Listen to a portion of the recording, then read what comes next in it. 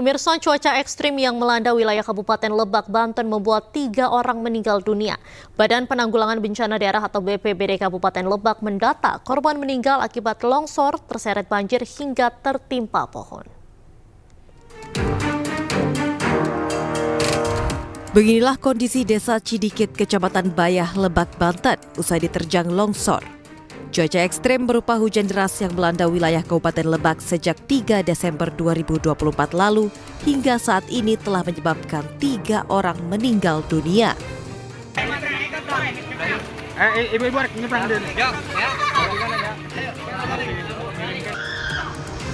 Tiga korban tewas tersebut adalah Diva Ajahro, 14 tahun tewas tertimpa longsor di Kecamatan Cipanas. Dimas, 13 tahun tenggelam saat banjir di Kecamatan Banjarsari, dan Rosi, 64 tahun tewas tertimpa pohon saat hendak pulang dari kebun miliknya di Kecamatan Cibeber.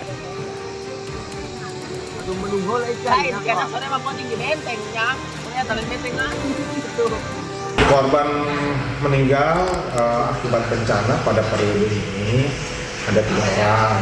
Yang pertama yang tertimpa longsor di Kecamatan Cipanas, kemudian yang kedua adalah yang hanyut di Kecamatan Banjarsari, yang terakhir yang kita dapat update data adalah yang tertimpa pohon di Kecamatan Cibeber. Jadi totalnya ada 3 orang yang meninggal dunia. BPBD Lebak mencatat ada 22 kecamatan di Kabupaten Lebak yang terdampak banjir dan longsor. Sementara 1.694 rumah tergenang banjir, serta infrastruktur yang terdampak sejumlah 29 titik. Dari Lebak, Banten, Iskandar Nasution, iNews melaporkan. Awali informasi iNews sore kali ini dengan sebuah pabrik minyak sayur di Kecamatan Panongan, Kabupaten Tangerang, Banten terbakar. Meski tidak ada korban jiwa, namun kerugian kebakaran ini ditaksir mencapai ratusan juta rupiah.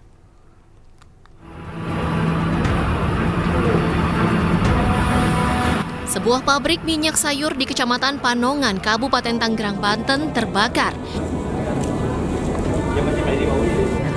Banyaknya bahan yang mudah terbakar membuat api dengan cepat membesar dan meludeskan hampir seluruh bahan baku pembuatan minyak sayur di dalam bangunan. 5 unit mobil pemadam kebakaran dari Kabupaten Tangerang dan Bogor diterjunkan ke lokasi. Api berhasil dipadamkan setelah 3 jam proses pemadaman. Api pertama kali muncul dari tempat produksi. Diduga penyebab kebakaran berasal dari salah satu tungku pengolahan minyak yang meledak. Industri pengolahan kopra untuk menjadi minyak. Penyebab kebakarannya tungku meledak.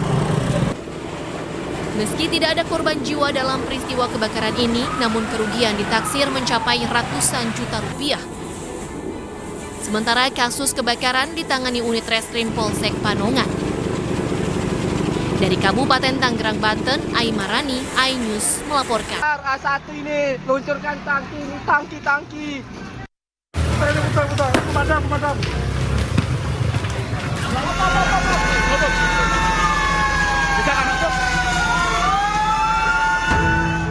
Warga dibuat heboh dan panik dengan kemunculan api di salah satu tempat usaha makanan dan minuman. Kebakaran terjadi di Kecamatan Sungai Pinang, Samarinda, Kalimantan Timur.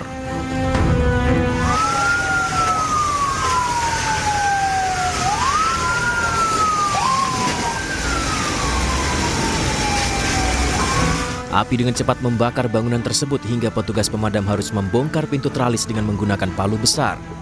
Menurut keterangan saksi mata, diduga kebakaran akibat korsleting listrik. Pasalnya, bangunan tersebut dalam keadaan kosong. Ada api di seladi, apinya ada di selalu. Dari kantor selalu, itu dari kantor korsleting listrik. Saya nggak tahu. Nah, dari belakang nggak tahu. Dari belakang atau depan, Pak? Dari depan. Lantai.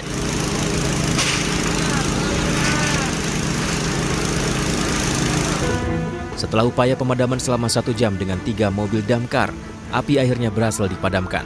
Tidak ada korban jiwa atas peristiwa ini. Dari Samarinda, Ardi Wirya, iNews melaporkan. Usai dilanda banjir dan longsor, puluhan rumah warga di Desa Tanggeng, Kecamatan Tanggeng, Cianjur, Jawa Barat rusak parah akibat pergerakan tanah pasca diguyur hujan deras. Akibatnya puluhan kepala keluarga mengungsi ke tempat yang lebih aman. Kondisi sejumlah rumah warga saat ini roboh, bahkan nyaris rata dengan tanah. Dari data pihak desa setempat, sebanyak 74 rumah warga terdampak, diantaranya 29 rumah rusak berat, 25 rusak sedang, dan 20 rumah rusak ringan.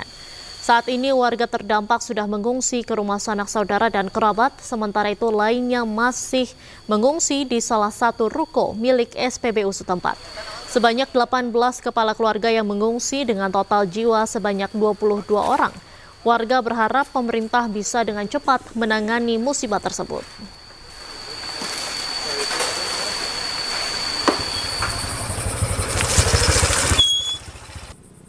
Sementara itu di Sukabumi, Jawa Barat, pemirsa, cuaca ekstrim juga menyebabkan pergerakan tanah di sejumlah titik di wilayah Sagaranten, Kalibundar, tepatnya di Kampung Cisagu, Desa Mekarsari, Kecamatan Sagaranten. Jalan penghubung antar kecamatan ini ambles sedalam 4 meter sepanjang 500 meter. Bahkan kondisi jalan juga retak dengan lebar 2 meter. Akibat kejadian itu, arus akses jalan menuju Kalibundar, Jampang Kulon, dan sekitarnya tidak bisa dilalui kendaraan roda 4. Meski demikian, banyak pengendara yang tetap nekat melintas di jalan ini lantaran jalan tersebut merupakan akses satu-satunya warga untuk beraktivitas. Selain tanah amblas, di jalan ini tertimbun tanah longsor hampir menutupi badan jalan.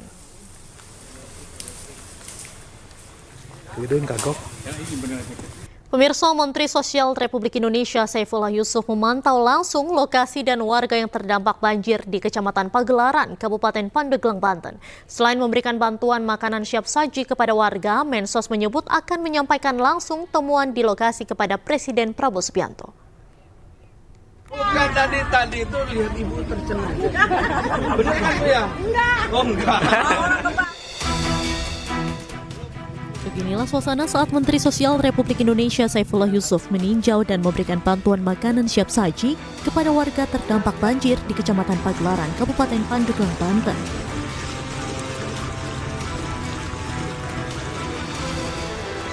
Banjir sudah 5 hari melanda daerah tersebut akibat intensitas curah hujan yang masih tinggi sehingga menyebabkan Sungai Ciliman dan Cilember meluap ke permukiman warga. Dalam kesempatan itu, Mensos Saifullah Yusuf yang didampingi oleh Bupati Pandeglang, Irna Narulita, melihat langsung kondisi banjir yang menurut data BPBD Kabupaten Pandeglang mencapai 50 cm hingga 1 meter. Mensos pun mengungkap dirinya akan menyampaikan secara keseluruhan apa yang ditemukan saat mengunjungi korban banjir di Pandeglang kepada Presiden Prabowo Subianto. Memang cukup besar banjir ini, saya kira. Ini pun sudah agak surut, kata Ibu Bupati. Jadi Presiden memantau dan memberikan perhatian yang sangat serius terhadap bencana yang terjadi, terutama penanganan untuk para pengungsinya atau mereka yang terdampak.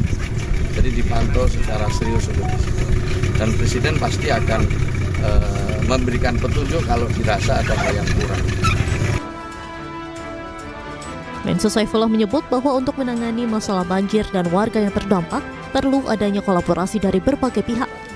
Selain itu, tentunya perlu meneliti penyebab banjir yang sudah kerap terjadi di wilayah tersebut.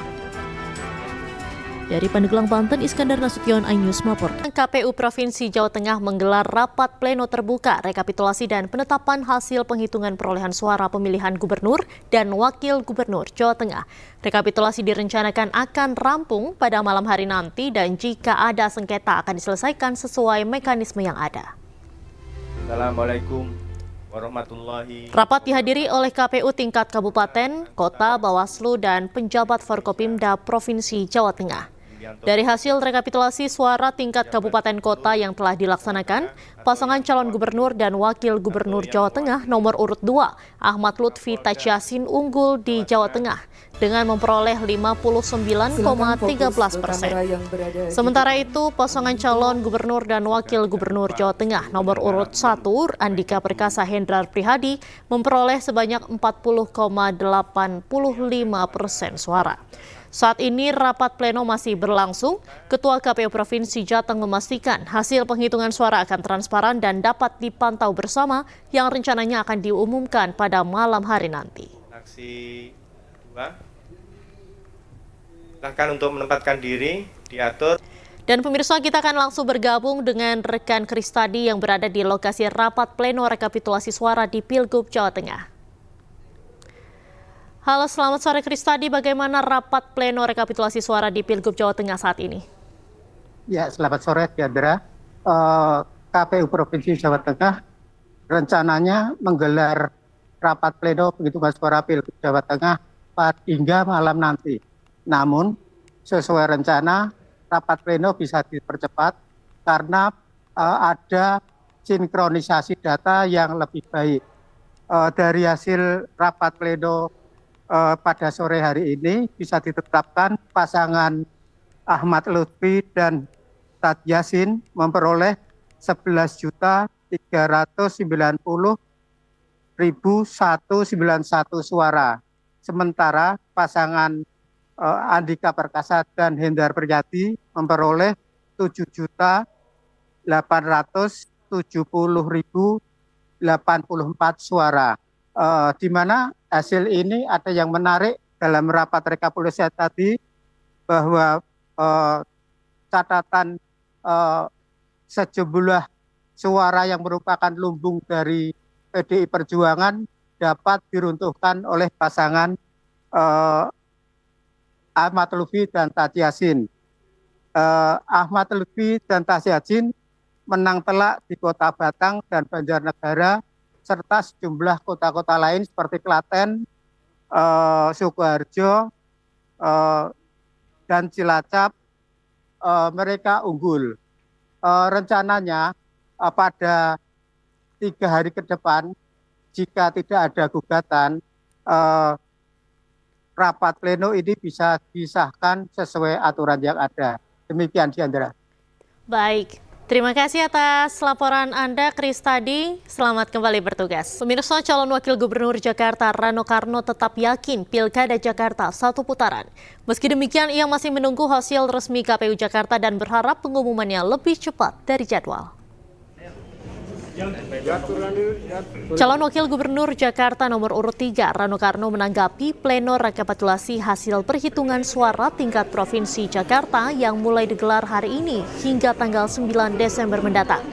Rano berharap hasilnya bisa diketahui lebih cepat dari jadwal. Rano pun meyakini Pilgub Jakarta berlangsung dalam 1 putaran.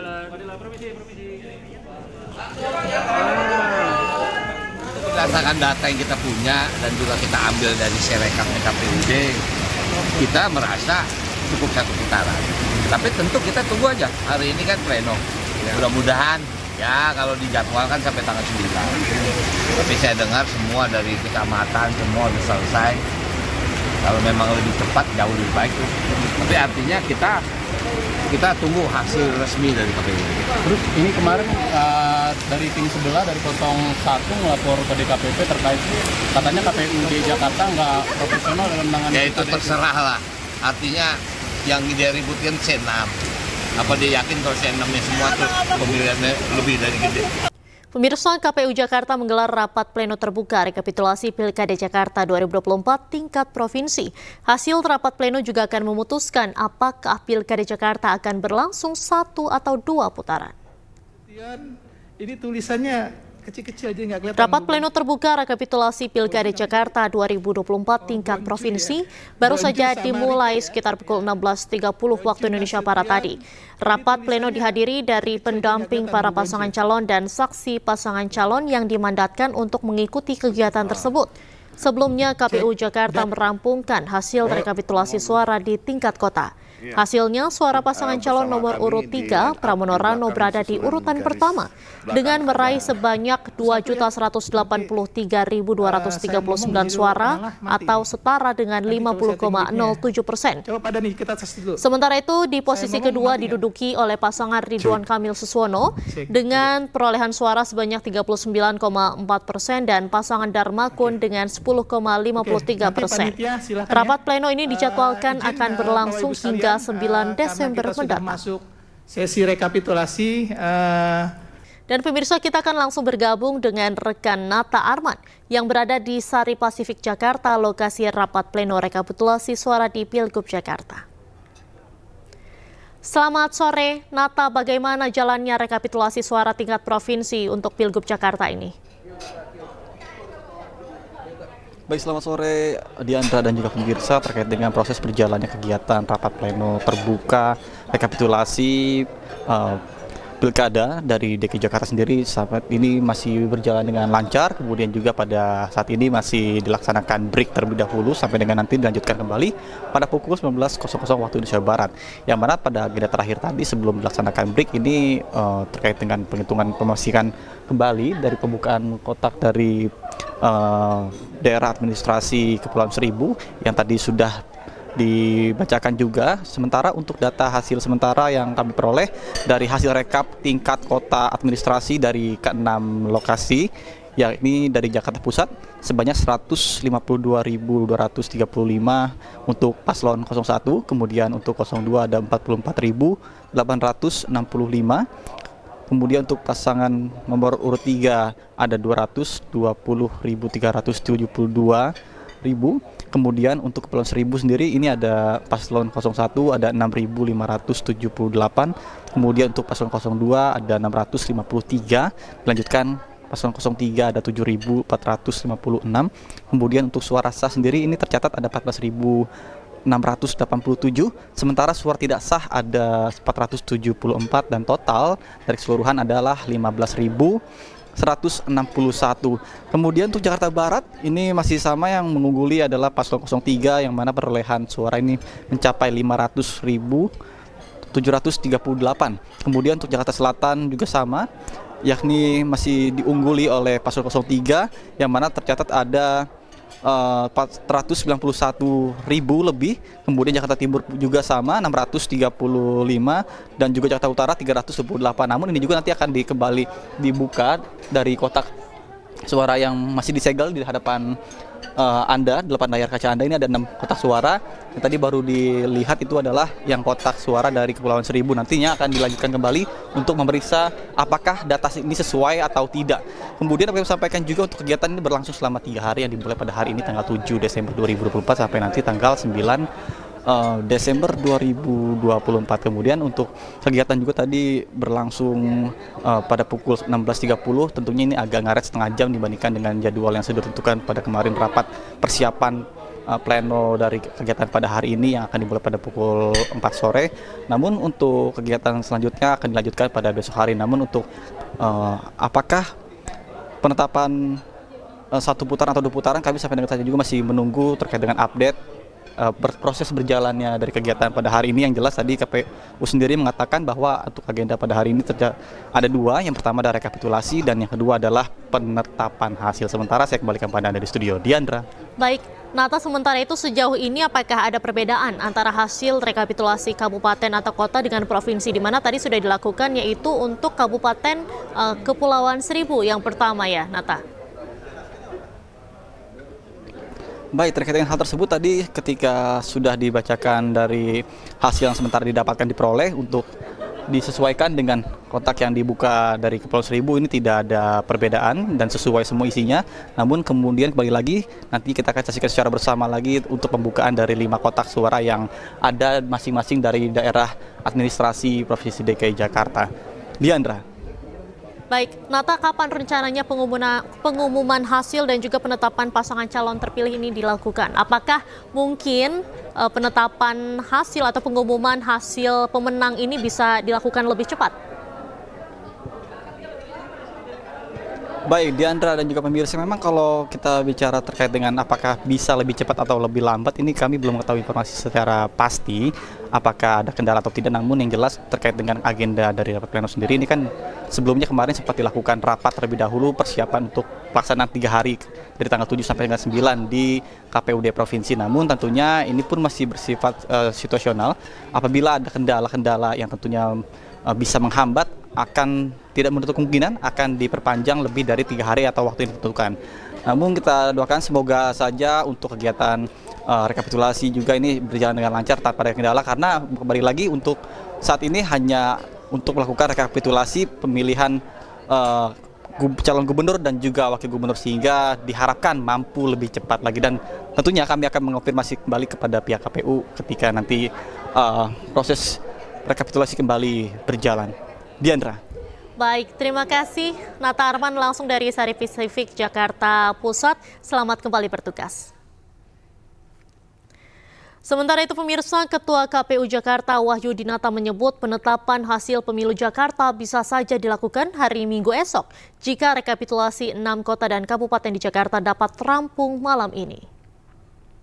Kami prinsipnya mengikuti alur forum, yang pasti kami punya kewajiban untuk menyelesaikan ini sebelum paling lambat tanggal 9. Mudah-mudahan forum bisa berjalan dengan lancar. Kalau bisa berjalan dengan lancar, semua kabupaten kota bisa kita selesaikan malam ini. Selanjutnya besok pagi baru kita lanjutkan dengan penetapan hasil pemilunya. Saya rasa itu cukup. Tapi hari ini Berapa kabupaten kota? Karena kita ada 6 kabupaten kota, kami usahakan bisa selesai 6 kabupaten kota. Kalaupun tidak bisa selesai malam ini, kita lanjut besok pagi setelah CFD. Kita beralih ke informasi lain pemirsa, Menteri Perdagangan Budi Santoso turut mengikuti para pelaku usaha dalam mempromosikan dagangan melalui live streaming atau siaran langsung saat peluncuran Harbolnas 2024 di The Park, Pejaten, Jakarta Selatan. Pemerintah menargetkan nilai transaksi yang ditimbulkan saat perayaan Hari Belanja Online Nasional sebesar 40 triliun rupiah. 2, 1. Menteri Perdagangan Budi Santoso mengikuti acara peluncuran Hari Belanja Online Nasional atau Harbolnas 2024 yang digelar di The Park, Pejaten, Jakarta Selatan. Pada kegiatan ini turut diikuti oleh Menteri Koordinator Bidang Perekonomian Airlangga Hartarto dan Menteri UMKM Maman Abdurrahman. Untuk memeriahkan Harbolnas 2024, Mendak Budi turut menghampiri satu persatu lapak untuk melakukan live streaming atau siaran langsung untuk berjualan seperti di e-commerce. Mendak Budi Santoso mengaku mendukung penuh kegiatan Harbolnas sehingga diharapkan dapat memenuhi target yang akan dicapai pada tahun ini. Kami mendukung program Harbolnas yang sudah 13 tahun ya, tiap tahun dah. Ini yang ke-13, jadi mudah-mudahan Harbolnas kali ini memenuhi target yang tadi sudah disampaikan Pak Menko. Jadi mohon teman-teman ikut mendukung program ini. Terima kasih. Selain itu, Menteri Koordinator Bidang Perekonomian Airlangga Hartarto menyebutkan pada gelaran Harbolnas 2024 ditargetkan nilai transaksi yang ditimbulkan mencapai 40 triliun rupiah dari sebelumnya hanya 25,7 triliun rupiah. Selama 7 hari diharapkan ini bisa mendongkrak penjualan. Kalau tahun lalu sekitar 25,7 triliun, tahun ini diharapkan bisa naik menjadi 40 triliun. Adapun pemerintah menggelar Harbolnas secara online hingga offline di retail atau pusat perbelanjaan periode 10 hingga 16 Desember 2024, sedangkan luring hingga 29 Desember 2024. Dari Jakarta, Rian Rahman, Eri Nugraha, iNews melaporkan. Anda kembali di iNews Sore pemirsa, mobil yang sempat terseret banjir bandang di Sukabumi, Jawa Barat beberapa waktu lalu ditemukan. Bangkai mobil ditemukan 500 meter tersangkut di tengah sungai.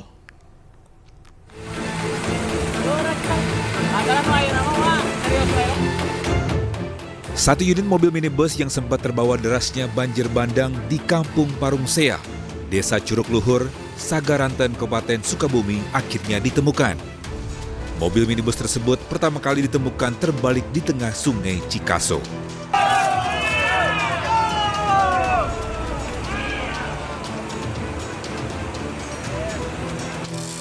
Saat proses evakuasi, petugas mengalami kesulitan akibat arus sungai yang deras. Bangkai mobil tersebut selanjutnya dievakuasi dari tengah sungai dengan menggunakan rantai dan takel agar bisa ditarik ke daratan. Sejam kemudian, mobil tersebut berhasil ditarik ke pinggir sungai dalam kondisi ringsek. Proses evakuasi tadi, posisi mobil tersangkut di batu besar, ada arus yang cukup deras, itu salah satu kesulitan kita. Makanya kita membuat badi untuk biar tidak terbawa arus. Sementara itu, menurut pemilik mobil saat kejadian, ia bersama keluarganya sedang istirahat sambil menunggu genangan air yang merendam jalan Parung Sea surut. Namun bukannya surut, ketinggian air semakin tinggi hingga menyeret mobil miliknya sejauh 500 meter. Arus. Berarti waktu itu kondisi di depan juga udah tergenang ya Bu, makanya Ya berhenti. udah, saya nggak bisa jalan, ke depan tidak bisa jalan, ke belakang tidak bisa jalan, pasrah aja. Sebelumnya viral di media sosial, sejumlah mobil terbawa arus banjir bandang Rabu lalu. Dari Sukabumi, Jawa Barat. Beralih ke informasi lain, pemirsa, PT MNC Asset Management terus mengambil peran dalam pertumbuhan inklusi keuangan di Indonesia. Melalui seminar pentingnya mengelola keuangan dalam rumah tangga, para ibu-ibu diberikan literasi dan pemahaman terkait investasi keuangan yang minim resiko, yaitu reksadana.